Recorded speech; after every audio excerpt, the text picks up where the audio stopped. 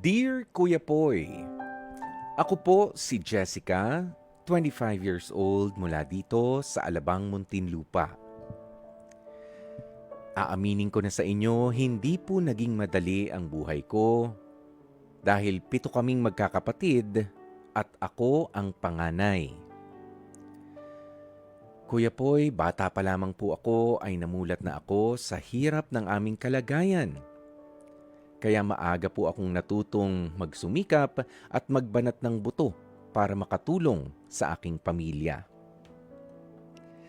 Aaminin ko rin po sa inyo na dumaan ako sa isang yugto ng buhay ko na sadyang hindi ko maipagmamalaki kailanman. Naging sex worker po ako. At dahil yon ang nakita kong paraan para kumita ng mabilis at malaki na pera para masuportahan din ang pangangailangan ng aking mga kapatid. Hindi na rin po ako nakapag-aral at nawalan na ako ng pag-asang makapagtapos pa nito. Dahil pakiramdam ko ay kailangan kong unahin ang mga pangangailangan ng aking pamilya. Sa akin po umaasa ang aking mga magulang at mga kapatid. Kaya tiniis ko na lamang ang lahat kahit na mahirap at minsan ay masakit na rin sa aking kalooban. Pero sa madilim na yugto ng buhay kong ito, Kuya Poy, ay nagbago po ang lahat nang makilala ko ang isang pastor na naging gabay ko. Hindi lamang niya ako tinulungan sa panibagong kabuhayan, kundi pati na rin sa paghilom ng aking puso at sa pagtingin sa aking sarili. Tinuruan niya po akong kumita sa marangal na paraan at unti-unting ayusin ang aking buhay. At dahil nga po sa kanyang tulong at pagpatnubay, mas nagkaroon ako ng lakas ng loob na magtrabaho ng maayos habang ipinagpapatuloy ang aking ring pag-aaral. Doon po ay muli kong naranasan ang mangarap, hindi lamang para sa sarili ko, kundi kasama pa rin ang mga pangarap na yun, ang aking pamilya. Hindi lamang po ako nabago, pati ang aking buong pamilya. Nagsimula po kami na mag-Bible study at kahit hindi pa naman perpekto ang lahat, nakikita ko na unti-unti na nga talaga ang magandang pagbabago sa aking mga magulang at sa samahan ng aming magkakapatid. Unti-unti po kaming nagkaroon ng mas malinaw na direksyon at pag-asa.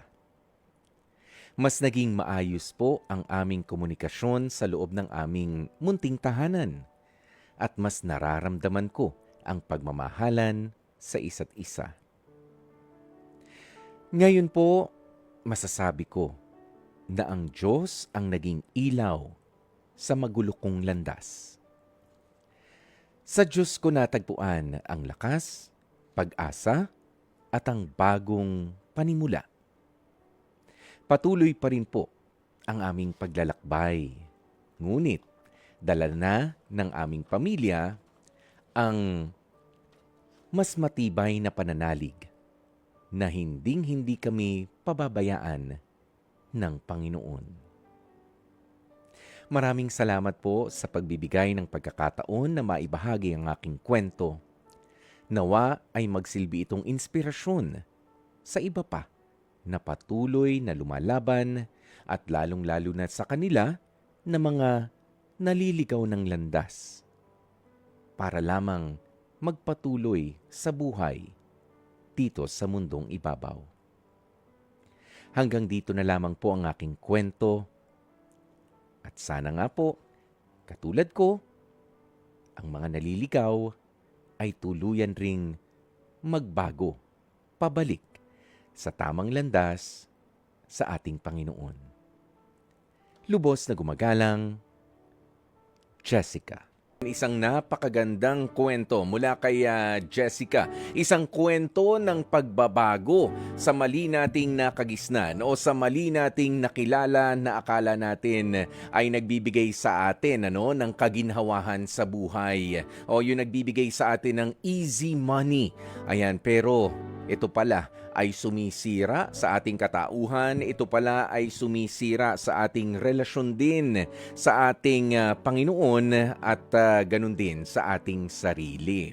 Kaya maraming salamat, Jessica, sa kwento mong ito na nagbigay ng pag-asa para sa kanila nga na katulad ng sinabi ni Jessica, sana yung mga naliligaw ng landas, na mga gumagawa na mga bagay na alam naman nilang mali. Pero nang dahil sa ikakatwiran na dahil sa kahirapan, ito na lang ang gagawin ko, ibebenta ko na lamang ang aking katawan, 'di ba? Gagawa na lamang ako ng mga bagay na mali para kumita ng pera. Yung iba nga po napupunta sa pagnanakaw, sa pagtutulak ng illegal na droga, at sa kung ano-ano pa na mga hindi magandang mga gawain. Yung iba mga nanggagancho, mga scammer.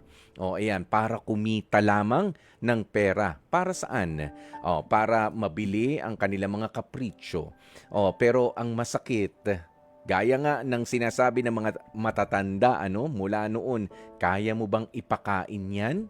Yung kinikita mo sa ganyang hindi magandang paraan sa iyong mga anak, nakakalungkot po. Yung iba ay kinakaya na lang, pikit mata na lang. Pero ito rin po ang nagbibigay sa kanila nung mas malalim na pagkasira sa kanilang pagkatao at malalim na at mas malayong relasyon mula sa Panginoon. Kaya sa paggunita nga po natin ng mga mahal na araw na ito, sana ma-realize natin na meron pang pag-asa, meron pang pagbabago, at merong mas tamang paraan kung papaano ang magiging biyahe sa buhay na ito.